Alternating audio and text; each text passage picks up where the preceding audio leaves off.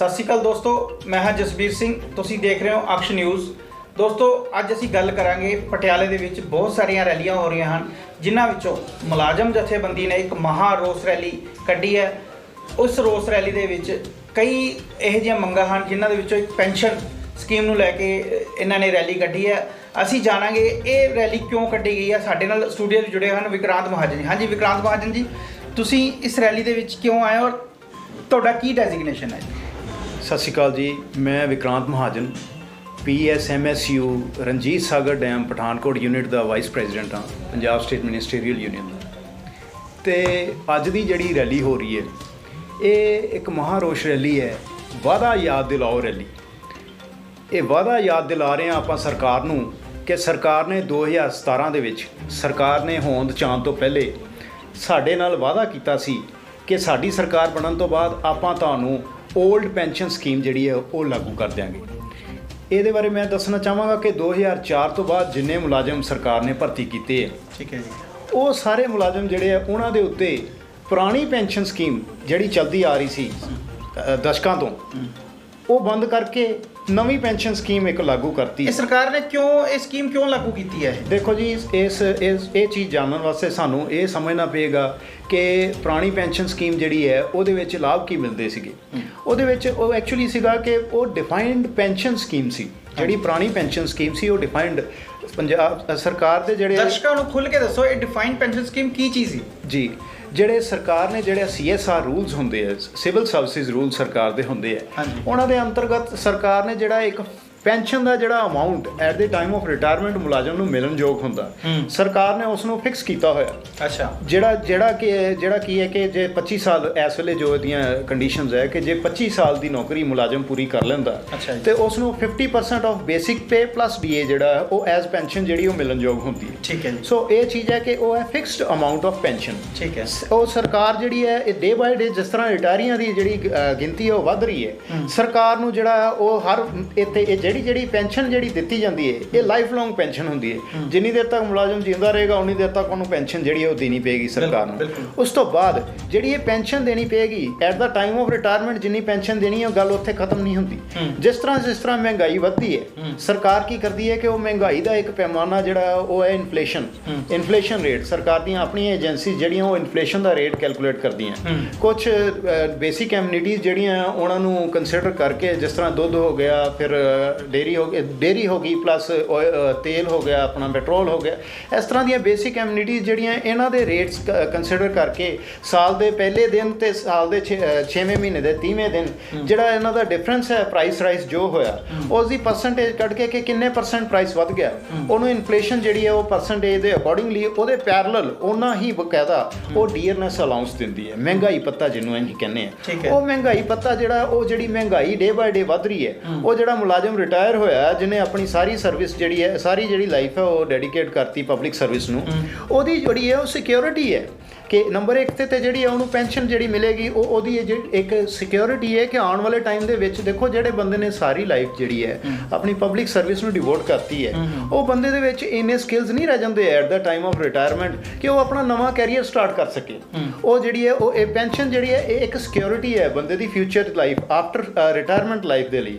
ਅਤੇ ਸੋ ਉਸ ਕੇਸ ਦੇ ਵਿੱਚ ਕੀ ਹੈ ਕਿ ਜਿਸ ਤਰ੍ਹਾਂ ਮਹਿੰਗਾਈ ਵੱਧਦੀ ਹੈ, ਉਹ ਉਸ ਮੁਲਾਜ਼ਮ ਨੂੰ, ਰਿਟਾਇਰੀ ਨੂੰ, ਉਸ ਪੈਨਸ਼ਨਰ ਨੂੰ ਕੀ ਕਹਿੰਦੇ ਸਸ਼ਕਤ ਕਰਨ ਵਾਸਤੇ, ਉਹਨੂੰ ਐਨੇਬਲ ਕਰਨ ਵਾਸਤੇ, ਇਸ ਮਹਿੰਗਾਈ ਨੂੰ ਕਾਊਂਟਰ ਕਰਨ ਵਾਸਤੇ ਜਿਸ ਤਰ੍ਹਾਂ ਮਹਿੰਗਾਈ ਵੱਧਦੀ ਉਹ ਜਿਹੜਾ ਨਾਲ ਲੱਗਦਾ, ਇਹ ਸਾਰੀਆਂ ਚੀਜ਼ਾਂ ਦਾ ਬੋਝ ਸਰਕਾਰ ਦੇ ਉੱਤੇ ਪੈਂਦਾ। ਦੇਖੋ, ਮੈਂ ਇੱਥੇ ਤੁਹਾਡੀ ਗੱਲ ਕੱਟਾਂਗਾ ਵਿਕਰਾਂਤ ਜੀ, ਤੁਸੀਂ ਮੈਨੂੰ ਇਹਨਾਂ ਦੱਸ ਸਕਦੇ ਹੋ ਜਿਹੜੀ ਇਹ ਨਵੀਂ ਪੈਨਸ਼ਨ ਸਕੀਮ ਲੈ ਕੇ ਆਏ ਆ ਉਹਦੇ ਵਿੱਚ ਕੀ ਖਾਮੀਆਂ? ਬਿਲਕੁਲ, ਉਹ ਵੀ ਦੱਸਾਂਗਾ। ਮੈਂ ਇੱਕ ਚੀਜ਼ ਹੋਰ ਐਡ ਕਰਨਾ ਚਾਹਾਂਗਾ ਉਹਦੇ 'ਚ ਕਿ ਦੇਖੋ ਜਿਹੜਾ ਇਹ ਐਡ ਔਨ ਹੋ ਰਿਹਾ, ਇਨਫਲੇਸ਼ਨ ਦਾ ਰੇਟ ਐਡ ਔਨ ਹੋ ਰਿਹਾ, ਉਹਦੇ ਨਾਲ ਸਰਕਾਰ ਦੇ ਉੱਤੇ ਡੇ ਬਾਏ ਡੇ ਬੋਝ ਪੈਂਦਾ। ਅਤੇ ਸਰਕਾਰ ਦੀ ਜਿਹੜੀ ਮਨਸ਼ਾ ਹੈ ਉਹ ਇਸ ਬੋਝ ਨੂੰ ਕਿਉਂ ਹੁਣ ਜਿਹੜੀ ਮੈਂ ਗੱਲ ਕਰਨਾ ਚਾਹੁੰਦਾ ਉਹ ਇਹ ਹੈ ਕਿ ਜਿਹੜੀ ਇਨਫਲੇਸ਼ਨ ਹੋ ਰਹੀ ਹੈ ਇਹਦਾ ਰਿਸਪੌਂਸੀਬਲ ਕੌਣ ਹੈ? ਇਹਦੇ ਰਿਸਪੌਂਸੀਬਲ ਹੈ ਸਰਕਾਰ। ਸਰਕਾਰਾਂ ਆਪਣੀ ਅਸਮਰਥਤਾ ਦਾ ਜਿਹੜਾ ਭਾਂਡਾ ਹੈ ਉਹ ਸਾਡੇ ਸਿਰ ਤੇ ਫਾੜਦੀ ਹੈ ਕਿ ਉਹ ਆਪ ਅਸਮਰਥ ਨੇ, ਇਸ ਕਰਕੇ ਉਹ ਜਿਹੜੇ ਆ ਉਹ ਆਪ ਜਿਹੜੇ ਆ ਇਨਫਲੇਸ਼ਨ ਨੂੰ ਕੰਟਰੋਲ ਨਹੀਂ ਕਰ ਸਕਦੇ ਅਤੇ ਉਹਦਾ ਜਿਹੜਾ ਰਿਸਪੌਂਸੀਬਿਲਿਟੀ, ਉਹਦੀ ਜਿਹੜੇ ਕੌਨਸੀਕੁਐਂਸਿਸ ਹੈ ਉਹ ਸਾਨੂੰ ਬੀਅਰ ਕਰਨੇ ਪੈ ਰਹੇ। ਇੱਥੇ ਮੈਂ ਇੱਕ ਚੀਜ਼ ਹੋਰ ਐਡ ਕਰਨਾ ਚਾਹਾਂਗਾ ਕਿ ਜਿਹੜੀ ਇਹ ਸਰਕਾਰ ਦੀ ਜਿਹੜੀ ਇਹ ਇਨਫਲੇਸ਼ਨ ਹੈ ਇਹ ਸਰਕਾਰ ਦੀ ਦੀ ਆਪਣੀ ਕਰਤੂਤ ਹੈ। ਜੇ ਸਰਕਾਰ ਜਿਹੜੀ ਹੈ ਉਹ ਇਕਨੋਮੀ ਨੂੰ ਨਹੀਂ ਮੇਨਟੇਨ, ਫਾਈਨੈਂਸ਼ੀਅਲ ਕੰਡੀਸ਼ਨ ਜਿਹੜੀ ਹੈ ਸਟੇਟ ਦੀ ਉਹ ਨਹੀਂ ਮੇਨਟੇਨ ਕਰ ਪਾ ਰਹੀ, ਇਨਫਲੇਸ਼ਨ ਨੂੰ ਨਹੀਂ ਕੰਟਰੋਲ ਕਰ ਪਾ ਰਹੀ, ਤੇ ਸਰਕਾਰ ਦੀ ਰਿਸਪੌਂਸਿਬਿਲਿਟੀ ਹੈ ਕਿ ਜੇ ਉਹ ਨਹੀਂ ਕਰ ਪਾ ਰਹੀ ਤੇ ਉਹਦਾ ਬੈਨੀਫਿਟ ਜਿਹੜਾ ਉਹ ਸੂਬੇ ਦੇ ਜਿਹੜੇ ਵਸਨੀਕ ਹੈ ਉਹਨਾਂ ਨੂੰ ਦੇਣੇ ਪੈਣਾ ਉਹਨੂੰ। ਪਰ ਇਹ ਜਿਹੜੀ ਸਰਕਾਰ ਹੈ, ਸਰਕਾਰਾਂ ਜਿੰਨੀਆਂ ਵੀ ਆਉਂਦੀਆਂ ਨੇ, ਇਹਨਾਂ ਦੀ ਇਹ ਇੱਕ ਮੈਂਟੈਲਿਟੀ ਬਣ ਗਈ ਹੈ, ਇਹਨਾਂ ਨੂੰ ਇਹ ਇੱਕ ਚੀਜ਼ ਜਿਹੜੀ ਹੈ ਉਹ ਪਤਾ ਲੱਗ ਗਈ ਹੈ, ਕਿਉਂਕਿ ਇਹਨਾਂ ਦਾ ਜਿਹੜੀ ਹੈ ਇੰਟੈਂਸ਼ਨ ਉਸ ਤਰ੍ਹਾਂ ਦੀ ਹੁੰਦੀ ਹੈ। ਇਹ ਸਰਕਾਰ ਜਿਹੜੀ ਹੈ ਇਹ ਸਰਵਿਸ ਕਰਨ ਲਈ ਨਹੀਂ ਆਉਂਦੀ, ਇਹ ਸੇਵਾ ਕਰਨ ਲਈ ਨਹੀਂ ਆਉਂਦੇ, ਇਹ ਖਜ਼ਾਨਿਆਂ ਨੂੰ ਲੁੱਟਣ ਲਈ ਆਉਂਦੇ ਆ। ਇਹਦਾ ਹੀ ਨਤੀਜਾ ਹੈ ਕਿ ਇਹਨਾਂ ਨੂੰ ਪਤਾ ਇਹਨਾਂ ਕੋਲੋਂ ਕਦੀ ਇਨਫਲੇਸ਼ਨ ਕੰਟਰੋਲ ਨਹੀਂ ਹੋਣੀ, ਇਸੇ ਕਰਕੇ ਇਹਨਾਂ ਨੇ ਜਿਹੜੀ ਹੈ ਜਿਸ ਤਰ੍ਹਾਂ ਨਵੀਂ ਪੈਨਸ਼ਨ ਸਕੀਮ ਦਾ ਪਰ ਜੇ ਇਨਫਲੇਸ਼ਨ ਦੀ ਗੱਲ ਕਰੀਏ ਤਾਂ ਸੈਂਟਰ ਦਾ ਸਿਸਟਮ ਹੈ, ਪੰਜਾਬ ਸਰਕਾਰ ਦਾ ਸਿਸਟਮ ਨਹੀਂ। ਤੁਸੀਂ ਇਸ ਨੂੰ ਕਿਵੇਂ ਕਹਿ ਸਕਦੇ ਹੋ? ਇਹੀ ਚੀਜ਼ ਜਿਹੜੀ ਹੈ, ਇਹੀ ਚੀਜ਼ ਦਾ ਸਾਡੀ ਡਿਮਾਂਡ ਹੀ ਇਹ ਹੈ ਕਿ ਜਿਹੜੀ ਇਨਫਲੇਸ਼ਨ ਹੈ ਇਹਦੇ ਵਿੱਚ ਚਲੋ ਠੀਕ ਹੈ ਕਿ ਸੈਂਟਰ ਗਵਰਨਮੈਂਟ ਦੀ ਠੀਕ ਹੈ, ਫੈਡਰਲ ਗਵਰਨਮੈਂਟ ਜਿਹੜੀ ਹੈ ਉਹਦੀ ਇਹ ਰਿਸਪੌਂਸਿਬਿਲਿਟੀ ਹੈ ਸਾਰਾ ਕੁਝ, ਪਰ ਸਾਰੀਆਂ ਚੀਜ਼ਾਂ ਸੈਂਟਰ ਗਵਰਨਮੈਂਟ ਦੇ ਅੰਡਰ ਨਹੀਂ ਹੈ। ਸਟੇਟ ਗਵਰਨਮੈਂਟ ਜਿਹੜੀ ਹੈ ਉਹ ਵੀ ਕੁਝ ਪਾਲਿਸੀਜ਼ ਇਸ ਤਰ੍ਹਾਂ ਦੀਆਂ ਫਰੇਮ ਕਰੇ। ਇਹਨਾਂ ਕੋਲ ਏਡੇ ਏਡੇ ਤਗੜੇ ਇਕੋਨੋਮਿਸਟ ਨੇ। ਮੌਜੂਦਾ ਸਰਕਾਰ ਦੇ ਜਿਹੜੇ ਪੁਰਾਣੇ ਦੀ ਜਿਸ ਪਾਰਟੀ ਦੀ ਹੈ ਉਸ ਪਾਰਟੀ ਦੇ ਜਿਹੜੇ ਪੁਰਾਣੇ ਪ੍ਰਾਈਮ ਮਿਨਿਸਟਰ ਹੈ ਸਾਡੇ ਆਨਰੇਬਲ ਮਨਮੋਹਨ ਸਿੰਘ ਜੀ, ਉਹ ਆਕਸਫੋਰਡ ਯੂਨੀਵਰਸਿਟੀ ਤੋਂ ਕੀ ਕਹਿੰਦੇ PhD ਨੇ ਇਕੋਨੋਮਿਕਸ ਦੇ ਵਿੱਚ, ਦੇਸ਼ ਦੇ ਵਿੱਤ ਮੰਤਰੀ ਰਹਿ ਚੁੱਕੇ ਨੇ, ਦੇਸ਼ ਦੇ ਪ੍ਰਾਈਮ ਮਿਨਿਸਟਰ ਰਹਿ ਚੁੱਕੇ ਨੇ। ਉਹਨਾਂ ਦੇ ਟਾਈਮ ਦੇ ਉੱਤੇ ਲਿਬਰਲਾਈਜੇਸ਼ਨ ਆਫ ਇਕੋਨੋਮੀ ਹੋਈ ਹੈ, ਉਹਨਾਂ ਦੀ ਸਲਾਹ ਕਿਉਂ ਨਹੀਂ ਲੈਂਦੇ? ਇਹ ਕੈਪਟਨ ਸਾਹਿਬ ਦੇ ਆਪਣੇ ਸਲਾਹਕਾਰ ਇਕੋਨੋਮਿਸਟ ਸੋਲ ਸਾਹਿਬ ਰਹੇ ਹੈ, ਕੈਪਟਨ ਸਾਹਿਬ ਨੇ ਉਹਨਾਂ ਦੀਆਂ ਗੱਲਾਂ ਨਹੀਂ ਮੰਨੀਆਂ। ਤੇ ਸੋ ਕਹਿਣ ਦਾ ਮਤਲਬ ਇਹ ਸਰਕਾਰਾਂ ਦੀਆਂ ਜਿਹੜੀਆਂ ਨੀਅਤ ਹੈ ਨਾ ਜਿਹੜੀ ਉਹ ਐਕਚੁਅਲੀ ਜਿਹੜੀ ਮੌਜੂਦਾ ਸਰਕਾਰ ਹੈ ਇਹਦੇ ਬਾਰੇ ਤਾਂ ਸਪੈਸੀਫਿਕਲੀ ਆਪਾਂ ਕਹਿ ਸਕਦੇ ਹਾਂ ਇਹਨਾਂ ਦਾ ਆਪਣਾ ਹੀ ਜਿਹੜਾ ਆਪਸ ਦੇ ਵਿੱਚ ਜਿਹੜਾ ਨੂਰਾ ਕੁਸ਼ਤੀ ਚੱਲ ਰਹੀ ਹੈ। ਕੋਈ ਕਹਿੰਦਾ ਮੈਂ ਮੰਤਰੀ ਬਣਨਾ, ਕੋਈ ਕਹਿੰਦਾ। ਜਿੱਥੇ ਤੱਕ ਮੇਰੀ ਨੌਲੇਜ ਹੈ ਇਹ ਪੈਨਸ਼ਨ ਵਾਲੀ ਸਕੀਮ ਪਿਛਲੇ ਕਈ ਦਹਾਕਿਆਂ ਤੋਂ ਚੱਲਦੀ ਆ ਰਹੀ ਹੈ, ਤਾਂ ਕਿਸੇ ਵੀ ਸਰਕਾਰ ਨੇ ਤੁਹਾਡੀ ਕੋਈ ਮੰਗਾਂ ਨਹੀਂ ਮੰਨੀ? ਬਿਲਕੁਲ ਨਹੀਂ ਮੰਨੀ। ਦੇਖੋ ਜੀ, ਇਹ ਸ਼ੁਰੂ ਕੀਤੀ ਹੈ ਬੀਜੇਪੀ ਦੀ ਸਰਕਾਰ, ਪ੍ਰਾਈਮ ਮਿਨਿਸਟਰ ਸ਼੍ਰੀ ਅਟਲ ਬਿਹਾਰੀ ਵਾਜਪੇਈ ਸਾਹਿਬ ਦੀ ਸਰਕਾਰ ਸੀਗੀ। ਉਹਨਾਂ ਨੇ ਇਹ ਸਕੀਮ 2004 ਦੇ ਵਿੱਚ ਇੰਪਲੀਮੈਂਟ ਕੀਤੀ ਸੀ, ਇੰਟਰੋਡਿਊਸ ਕੀਤੀ ਸੀਗੀ। ਤੇ ਕੁਝ ਸਟੇਟਸ ਹਾਲੇ ਵੀ ਹੈਗੀਆਂ, ਜਿਸ ਤਰ੍ਹਾਂ ਵੈਸਟ ਬੰਗਾਲ ਦੇ ਬਾਰੇ ਕੁਝ ਸਟੇਟਸ ਹਾਲੇ ਵੀ ਉੱਥੇ ਪੁਰਾਣੀ ਪੈਨਸ਼ਨ ਸਕੀਮ। ਕਹਿਣ ਦਾ ਮਤਲਬ ਇਹ ਹੈ ਕਿ ਉਸ ਸੰਵਿਧਾਨ ਦੇ ਵਿੱਚ ਸਾਡੇ ਕੋਲ ਪ੍ਰੋਵੀਜ਼ਨ ਹੈਗੀ ਹੈ ਕਿ ਜੇ ਸਟੇਟ ਚਾਹੇ ਤੇ ਉਹ ਸਾਨੂੰ ਜਿਹੜੀ ਹੈ ਉਹ ਤੁਹਾਡੀ ਨੌਲੇਜ ਕਿਹੜੀ ਸਟੇਟ ਨੇ ਨਵੀਂ ਪੈਨਸ਼ਨ ਸਕੀਮ ਸਟਾਰਟ ਕੀਤੀ ਹੈ? ਮੈਕਸਿਮਮ ਸਟੇਟਸ ਹੈ ਜਿਨ੍ਹਾਂ ਨੇ ਨਵੀਂ। ਫਿਰ ਤੁਸੀਂ ਕਿਉਂ ਇਹ ਐਜੀਟੇਸ਼ਨ ਕਰਨ ਲੱਗੇ ਹੋਏ? ਕਾਰਨ ਇਹ ਹੈ ਕਿ ਇਹਦੇ ਵਿੱਚ ਮੁਲਾਜ਼ਮ, ਦੇਖੋ ਮੈਂ ਜਿੱਦਾਂ ਤੁਹਾਨੂੰ ਦੱਸ ਰਿਹਾ ਸੀ ਪਹਿਲੇ ਕਿ ਜਿਹੜੀ ਪੁਰਾਣੀ ਪੈਨਸ਼ਨ ਸਕੀਮ ਹੈ it is a defined pension scheme. ਠੀਕ ਹੈ ਜੀ। ਤੁਹਾਨੂੰ ਮੈਂ ਦੱਸਿਆ ਕਿ ਉਹ ਜਿਹੜੀ ਹੈ ਪੈਨਸ਼ਨ ਫਿਕਸਡ ਅਮਾਊਂਟ ਜਿਹੜਾ at the time of retirement ਮੁਲਾਜ਼ਮ ਨੂੰ ਮਿਲ ਜਾਂਦਾ ਹੈ। ਉਹ ਤੇ ਜਿਸ ਤਰ੍ਹਾਂ ਮਹਿੰਗਾਈ ਵੱਧਦੀ ਹੈ ਉਹਨੂੰ ਮਹਿੰਗਾਈ ਨੂੰ ਕੰਟਰੋਲ ਕਰਨ ਵਾਸਤੇ। ਤੁਸੀਂ ਸਾਨੂੰ ਸਾਰੀਆਂ ਗੱਲਾਂ ਦੱਸ ਦਿੱਤੀਆਂ ਵੀ ਪੁਰਾਣੀ ਜਿਹੜੀ ਸਕੀਮ ਸੀ ਡਿਫਾਈਨ ਸੀ। ਹਾਂਜੀ, ਨਵੀਂ ਤੁਸੀਂ ਸਾਨੂੰ ਨਵੀਂ ਬਾਰੇ ਦੱਸੋ ਤਾਂ ਕਿ ਦਰਸ਼ਕਾਂ ਨੂੰ ਪਤਾ ਲੱਗੇ ਵੀ ਤੁਸੀਂ ਕਿਉਂ ਰੋਲਾ ਪਾ ਰੱਖਿਆ, ਕਿਉਂ ਸੜਕਾਂ ਦੇ ਉੱਤੇ ਰੱਖੇ ਹੋ। ਜਿਹੜੀ ਨਵੀਂ ਪੈਨਸ਼ਨ ਸਕੀਮ ਹੈ ਉਹਦਾ ਨਾਮ ਹੈ ਕੰਟਰੀਬਿਊਟਰੀ ਪੈਨਸ਼ਨ ਫੰਡ। ਅੱਛਾ। ਕੰਟਰੀਬਿਊਟਰੀ ਇਹਦੇ ਵਿੱਚ ਡਿਫਾਈਨਡ ਕੰਟਰੀਬਿਊਸ਼ਨ ਸਕੀਮ ਹੈ।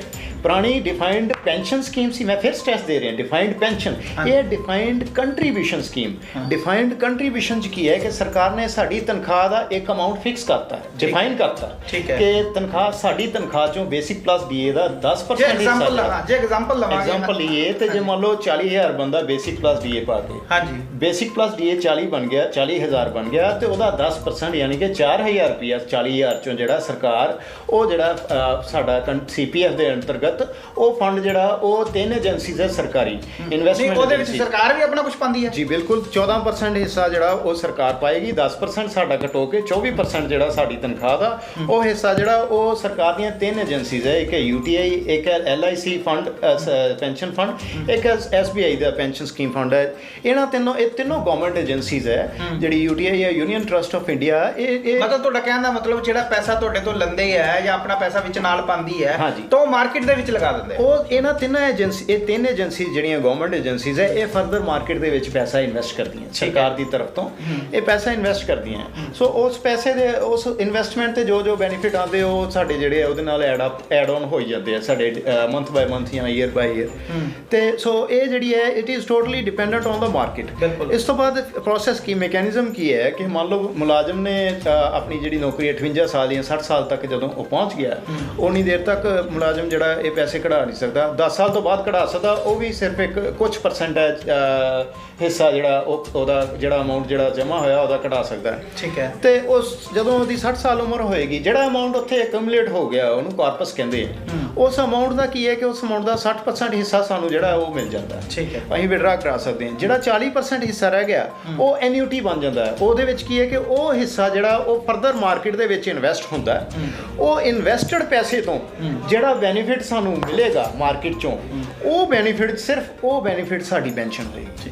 ਤੇ ਇਸ 'ਚ ਰੌਲਾ ਕੀ ਚੀਜ਼ ਹੈ? ਮੈਨੂੰ ਨਹੀਂ ਸਮਝ ਆਈ ਵੀ ਤੁਸੀਂ ਰੌਲਾ ਕਿਉਂ ਪਾ ਰਹੇ ਹੋ। ਜੇ ਪੈਸਾ ਉਹਨਾਂ ਨੇ ਮਾਰਕੀਟ ਦੇ ਵਿੱਚ ਇਨਵੈਸਟ ਕੀਤਾ, ਉਹਦੇ ਵਿਆਜ ਜੋ ਵੀ ਮਾਰਕੀਟ ਦੇ ਵਿੱਚੋਂ ਕੋਈ ਉਹ ਵਾਪਸ ਆਇਆ ਉਹ ਤੁਹਾਨੂੰ ਮਿਲੇਗਾ, ਪਰ ਰੌਲਾ ਕਿਸ ਚੀਜ਼ ਦਾ ਹੈ? ਰੌਲਾ ਇਹ ਹੈ ਕਿ ਦੇਖੋ ਮਾਰਕੀਟ ਜਿਹੜੀ ਹੈ ਇਹ ਇੱਕ ਸਟੇਬਲ ਏਜੰਸੀ ਨਹੀਂ ਹੈ। ਮਾਰਕੀਟ ਜਿਹੜੀ ਹੈ ਇੱਕ ਕੀ ਕਹਿੰਦੇ ਫਲਕਚੁਏਟ ਹੁੰਦੀ ਹੈ ਮਾਰਕੀਟ। ਖੁਦਾ ਨਾ ਖਾਸਾ ਜਿਸ ਤਰ੍ਹਾਂ ਅੱਜ ਕਰੋਨਾ ਪੀਰੀਅਡ ਚੱਲ ਰਿਹਾ, ਕੱਲ ਨੂੰ ਵੀ ਮਾਰਕੀਟ ਜਿਹੜੀ ਹੈ ਉਹ ਡਿੱਗ ਜਾਵੇ, ਉਹਦਾ ਰਿਸਪੌਂਸਿਬਿਲਿਟੀ ਕਿਹਦੀ ਹੋਏਗੀ?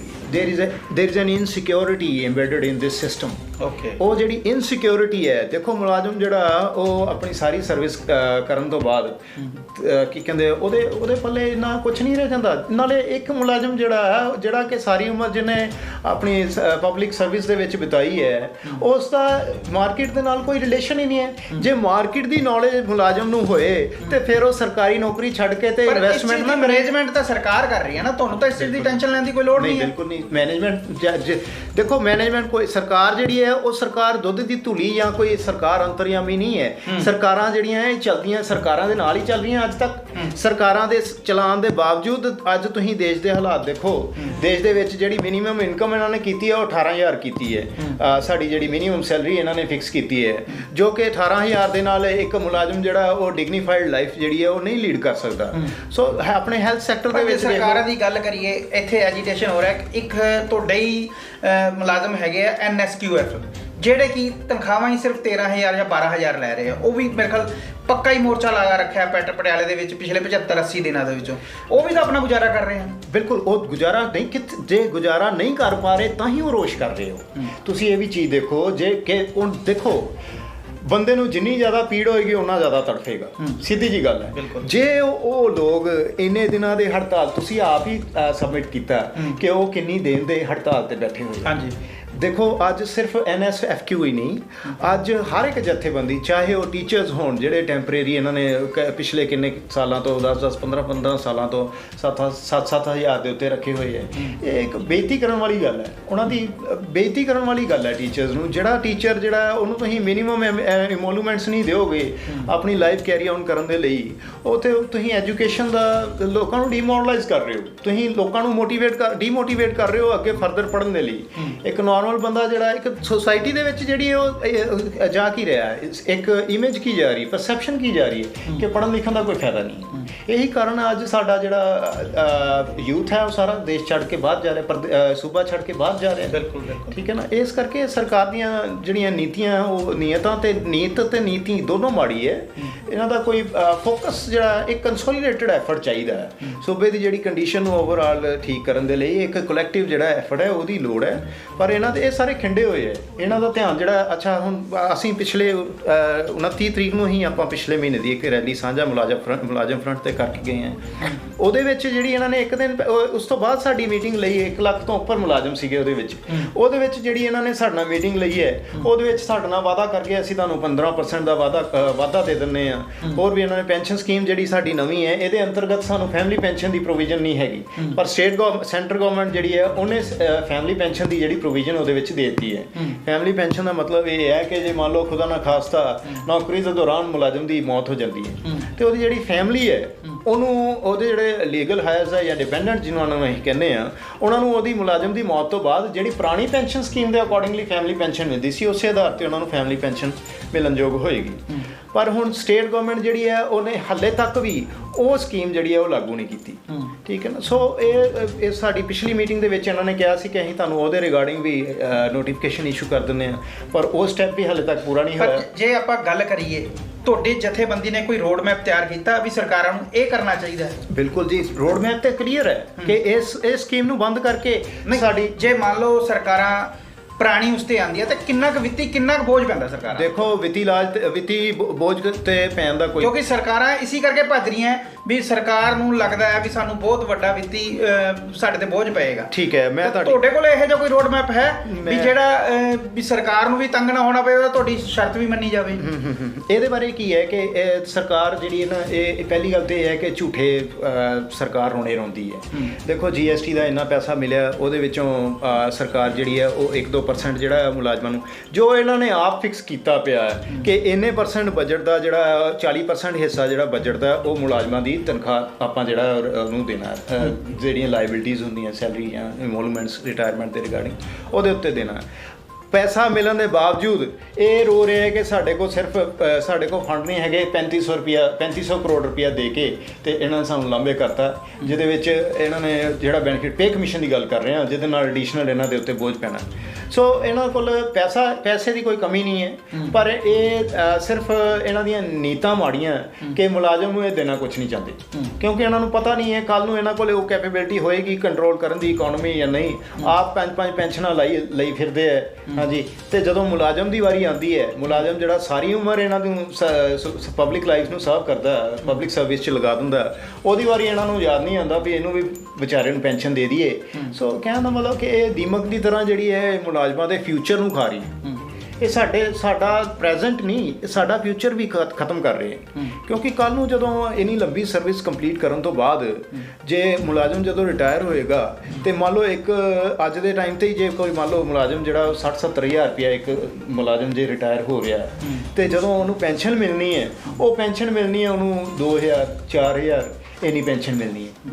ਉਹ ਦੇਖੋ ਤੁਸੀਂ ਜਿਹੜਾ ਬੰਦਾ ਇੱਕ 60,000 ਰੁਪਏ ਦੇ ਨਾਲ ਆਪਣਾ ਘਰ ਚਲਾ ਰਿਹਾ, ਉਹ ਬੰਦਾ 4,000 ਜਾਂ 5,000 ਦੇ ਨਾਲ ਕਿਸ ਤਰ੍ਹਾਂ ਗੁਜ਼ਾਰਾ ਕਰੇਗਾ? ਦੇਖੋ ਜੀ, ਸਰਕਾਰਾਂ ਦਾ ਕਹਿਣਾ ਹੈ ਵੀ ਅਸੀਂ ਜਦੋਂ ਬੰਦਾ ਰਿਟਾਇਰ ਹੁੰਦਾ ਹੈ ਉਹਨੂੰ ਇੱਕ ਸਫੀਸ਼ੀਐਂਟ ਅਮਾਉਂਟ ਦੇ ਦਿੰਦੇ ਆ ਵੀ ਤੂੰ ਆਪਣੀ ਜ਼ਿੰਦਗੀ ਦਾ ਗੁਜ਼ਾਰਾ ਕਰ। ਦੂਜੀ ਗੱਲ, ਉਹਦੇ ਬੱਚੇ ਵੱਡੇ ਹੋ ਜਾਂਦੇ ਨੇ, ਉਹ ਕਮਾਉਣ ਜੋਗੇ ਹੋ ਜਾਂਦੇ ਆ।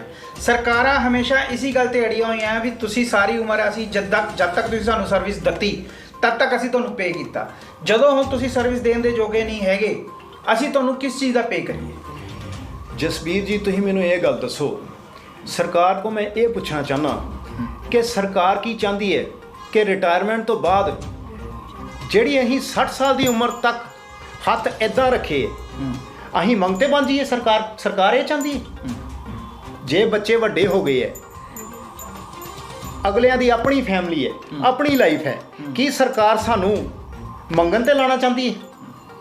ਮੈਂ ਸਰਕਾਰ ਦੇ ਇਸ ਤਰਕ ਤੋਂ ਬਿਲਕੁਲ ਖਫਾ ਹਾਂ ਤੇ ਇਹ ਬਿਲਕੁਲ ਇੱਕ ਬੇਬੁਨਿਆਦੀ ਤੇ ਇੱਕ ਨਿੰਦਾਜਨਕ ਸਰਕਾਰ ਦੀ ਸੋਚ ਹੈ। ਜੇ ਸਰਕਾਰ ਇੱਦਾਂ ਸੋਚਦੀ ਹੈ ਤੇ ਬਹੁਤ ਮਾੜੀ ਗੱਲ ਹੈ। ਫਿਰ ਇਹ ਲੋਕਾਂ ਨੂੰ ਸੋਚਣਾ ਪਏਗਾ ਕਿ ਐਸੀਆਂ ਸਰਕਾਰਾਂ ਨੂੰ ਦੁਬਾਰਾ ਚੁਣਨਾ ਕਿ ਨਹੀਂ ਚੁਣਨਾ। ਬਿਲਕੁਲ ਤੁਸੀਂ ਬਿਲਕੁਲ ਸਹੀ ਕਿਹਾ। ਇਹ ਇੱਕ ਬਹੁਤ ਹੀ ਜਿਹਨੂੰ ਕਹਿੰਦੇ ਅਨਡਿਗਨੀਫਾਈਡ ਸਟੇਟਮੈਂਟ ਹੈ ਸਰਕਾਰ ਦੀ, ਤੇ ਅਸੀਂ ਇਹਦੇ ਨਾਲ ਇਹ ਪ੍ਰੋਵੋਕਿੰਗ ਹੈ, ਬਹੁਤ ਜ਼ਿਆਦਾ ਪ੍ਰੋਵੋਕਿੰਗ ਹੈ। ਇਸ ਕਰਕੇ ਇਹ ਸਰਕਾਰ ਨੂੰ ਜਿਹੜਾ ਜਿੰਨੀ ਛੇਤੀ ਹੋ ਸਕੇ ਇਹਨੂੰ ਲਾਗੂ ਕਰ ਦੇਣਾ ਚਾਹੀਦਾ, ਕਿਉਂਕਿ ਦੇਖੋ ਜਿਹੜਾ ਪੈਸਾ ਸਰਕਾਰ 14% ਇਨਵੈਸਟ ਕਰ ਰਹੀ ਹੈ ਡਿਫਰੈਂਟ ਸਕੀਮਸ ਦੇ ਵਿੱਚ, ਅਲਟੀਮੇਟਲੀ ਉਹ ਫੰਡ ਵਿੱਚ ਡਾਇਵਰਟ ਹੋ ਰਿਹਾ। ਤੁਹਾਡੀ ਇਹ ਮੰਗ ਨਹੀਂ ਮੰਨਦੀ, ਕੋਈ ਵਿੱਚ ਦਾ ਇਹੋ ਜਿਹਾ ਰਸਤਾ ਹੈ ਵੀ ਜਿਹੜੀ ਤੁਸੀਂ ਵੀ ਰਾਜੀ ਹੋ ਜਾਓ, ਬਿਲਕੁਲ ਉਹ ਵੀ ਰਾਜੀ ਹੋ ਜਾਣ? there is no intermediate way anyhow। ਮਤਲਬ ਤੁਹਾਡਾ ਐਜੀਟੇਸ਼ਨ ਐਜ਼ ਇਟ ਇਜ਼ ਚੱਲਦਾ ਹੀ ਰਹੇਗਾ? ਬਿਲਕੁਲ, ਡੇ ਬਾਏ ਡੇ ਤੁਸੀਂ ਦੇਖੋ ਮੁਲਾਜ਼ਮਾਂ ਦੀ ਸਟਰੈਂਥ ਵੱਧ ਰਹੀ ਹੈ। ਜਿਹੜੇ 올ਡ ਪੈਨਸ਼ਨ ਸਕੀਮ ਦੇ ਜਿਹੜੇ ਰਿਕਰੂਟਡ EMPLOYEE ਸੀਗੇ ਉਹ ਡੇ ਬਾਏ ਡੇ ਰਿਟਾਇਰ ਹੋ ਰਹੇ, ਉਹਨਾਂ ਦੀ ਸਟਰੈਂਥ ਘਟ ਰਹੀ ਹੈ। 2004 ਤੋਂ ਬਾਅਦ ਜਿਹੜੇ ਬੰਦੇ ਆ ਰਹੇ ਹੈ CPF ਵਾਲੇ ਜਿਹੜੇ ਹੈ ਉਹਨਾਂ ਦੀ ਓਵਰਆਲ ਕੰਟਰੀ ਜਿਹੜੀ CPF ਵਰਡ ਤੁਸੀਂ 2-3 ਵਾਰੀ ਯੂਜ਼ ਕੀਤਾ, ਮੈਨੂੰ CPF ਦੀ ਫੁੱਲ ਫਾਰਮ ਦੱਸੋਗੇ? CPF ਦੀ ਫੁੱਲ ਫਾਰਮ ਹੈ ਕੰਟਰੀਬਿਊਟਰੀ ਪੈਨਸ਼ਨ ਫੰਡ। ਜਿਸ ਤਰ੍ਹਾਂ ਮੈਂ ਪਹਿਲੇ ਕਿਹਾ ਡਿਫਾਈਨਡ ਕੰਟਰੀਬਿਊਸ਼ਨ, ਸੋ ਇਹ ਹੈ ਕੰਟਰੀਬਿਊਟਰੀ ਪੈਨਸ਼ਨ ਫੰਡ। ਇਹ ਚੀਜ਼ ਹੈ ਕਿ ਕੰਟਰੀਬਿਊਸ਼ਨ ਜਾਂਦਾ ਸਾਡੇ ਚੋਂ ਪੈਨਸ਼ਨ ਫੰਡ ਦੇ ਵੱਲ। ਸੋ ਇਹਦੇ ਵਿੱਚ ਮੈਂ ਫਿਰ ਜਿਸ ਤੁਸੀਂ ਕਿਹਾ ਵੀ ਸਰਕਾਰ ਨੂੰ ਇਹਦੇ ਵਿੱਚ ਕੀ ਫਾਇਦਾ ਨੁਕਸਾਨ ਹੈ, ਦੇਖੋ ਜਿਹੜਾ ਨੁਕਸਾਨ ਹੈ ਸਰਕਾਰ ਨੂੰ ਇਸ ਸਕੀਮ ਦਾ, ਸਰਕਾਰ ਦਾ ਪੈਸਾ ਜਿਹੜਾ ਉਹ ਡਾਇਵਰਟ ਹੋ ਰਿਹਾ। ਸਰਕਾਰ ਜਿਹੜੀ ਹੈ ਜੇ ਸਾਨੂੰ ਨਹੀਂ ਦੇ ਰਹੀ ਤੇ ਸਰਕਾਰ ਮੰਥ ਬਾਏ ਮੰਥ ਜੇ ਸਾਡੀ 10% ਤਨਖਾਹ ਵੱਧ ਕੰਟਰੀਬਿਊਸ਼ਨ ਜਾ ਰਿਹਾ ਤੇ 14% ਸਰਕਾਰ ਵੀ ਤੇ ਫੰਡ ਡਾਇਵਰਟ ਕਰ ਰਹੀ ਹੈ ਨਾ। ਸਰਕਾਰ ਦਾ ਆਪਣਾ ਫੰਡ ਵੀ ਡਾਇਵਰਟ ਹੋ ਰਿਹਾ। ਸੋ ਮੇਰੇ ਖਿਆਲ ਦੇ ਵਿੱਚ ਇਹਨਾਂ ਨੂੰ ਕੋਈ ਚੱਜ ਦੇ ਸਲਾਹਕਾਰ ਜਿਹੜੇ ਨਿਯੁਕਤ ਕਰਨੇ ਚਾਹੀਦੇ ਹੈ, ਜਿਹੜੇ ਇਹਨਾਂ ਨੂੰ ਦੱਸਣ। ਸਰਕਾਰਾਂ ਨੇ ਤੁਹਾਡੇ ਨਾਲ ਬੈਠ ਕੇ ਕੋਈ ਸੈਟਲਮੈਂਟ ਕਰਨ ਦੀ ਕੋਸ਼ਿਸ਼ ਕੀਤੀ? ਸਰਕਾਰਾਂ ਦਾ ਰਵੱਈਆ ਜਿਹੜਾ ਉਹ ਬਹੁਤ ਹੀ ਅੜਬ ਜਿਹਾ ਰਵੱਈਆ ਹੈ ਇਸ ਵੇਲੇ ਮੌਜੂਦਾ ਸਰਕਾਰ ਦਾ, ਕਿ ਕਿਉਂਕਿ ਪਾਰਟਿਕੂਲਰਲੀ ਜਿਹੜੀ ਲਾਸਟ ਮੀਟਿੰਗ ਹੋਈ ਸੀ ਉਹਦੇ ਵਿੱਚ ਮੰਤਰੀਆਂ ਨੇ ਸਾਡੇ ਜਿਹੜੇ ਆਗੂ ਸੀ ਉਹਨਾਂ ਨਾਲ ਬਿਲਕੁਲ ਹੀ ਬੇਰੁਖੀ ਵਾਲਾ ਜਿਹੜਾ ਉਹਨਾਂ ਦਾ ਰਵੱਈਆ ਸੀਗਾ। ਤੇ ਉਹ ਸਿਰਫ ਪੈਨਸ਼ਨ, ਉਹਨਾਂ ਨੇ ਸਾਡੇ ਨਾਲ ਸਿਰਫ ਇੱਕ ਵਾਅਦਾ ਕੀਤਾ ਕਿ ਅਸੀਂ ਤੁਹਾਨੂੰ ਫੈਮਿਲੀ ਪੈਨਸ਼ਨ ਦੀ ਨੋਟੀਫਿਕੇਸ਼ਨ ਦੇ ਦਿਆਂਗੇ। ਉਹ ਵੀ ਨੋਟੀਫਿਕੇਸ਼ਨ ਪਿਛਲੀਆਂ ਕਈ ਮੀਟਿੰਗਸ ਤੋਂ ਵਾਅਦਾ ਕਰਨ ਦੇ ਬਾਵਜੂਦ ਸਾਨੂੰ ਹਾਲੇ ਤੱਕ ਉਹ ਨੋਟੀਫਿਕੇਸ਼ਨ ਨਹੀਂ ਆਈ। ਇਹ ਹੈ ਸਰਕਾਰ ਦਾ ਪ੍ਰੈਜ਼ੈਂਟ ਸਟੈਂਡ। ਸੋ ਦਰਸ਼ਕੋ, ਤੁਸੀਂ ਚੰਗੀ ਤਰ੍ਹਾਂ ਸੁਣ ਲਿਆ ਹੋਣਾ, ਦੇਖ ਲਿਆ ਹੋਣਾ ਵੀ ਕਿਉਂ ਮੁਲਾਜ਼ਮ ਪੈਨਸ਼ਨ ਪੁਰਾਣੀ ਦੇ ਮਗਰ ਪਏ ਹੋਏ ਹਨ, ਕਿ ਜਿਹੜੀ ਇਹ ਚਾਹੁੰਦੇ ਹਨ ਵੀ ਨਵੀਂ ਪੈਨਸ਼ਨ ਨਾ ਲਾਗੂ ਹੋਏ। ਸਾਨੂੰ ਲੱਗਦਾ ਵੀ ਤੁਸੀਂ ਇੱਕ ਵਾਰੀ ਸਾਰੀ ਚੰਗੀ ਤਰ੍ਹਾਂ ਸੁਣ ਲਈ ਹੋਣੀ ਹੈ। ਇੱਕ ਵਾਰ ਦੁਬਾਰਾ ਫਿਰ ਤੁਹਾਡੇ ਸਾਹਮਣੇ ਹਾਜ਼ਰ ਹੋਵਾਂਗੇ। ਸਾਨੂੰ ਦਿਓ ਇਜਾਜ਼ਤ। ਸਤਿ ਸ਼੍ਰੀ ਅਕਾਲ। ਸਤਿ ਸ਼੍ਰੀ ਅਕਾਲ। ਖਬਰ ਲਈ ਸਬਸਕ੍ਰਾਈਬ ਕਰੋ ਅਕਸ਼ ਨਿਊਜ਼।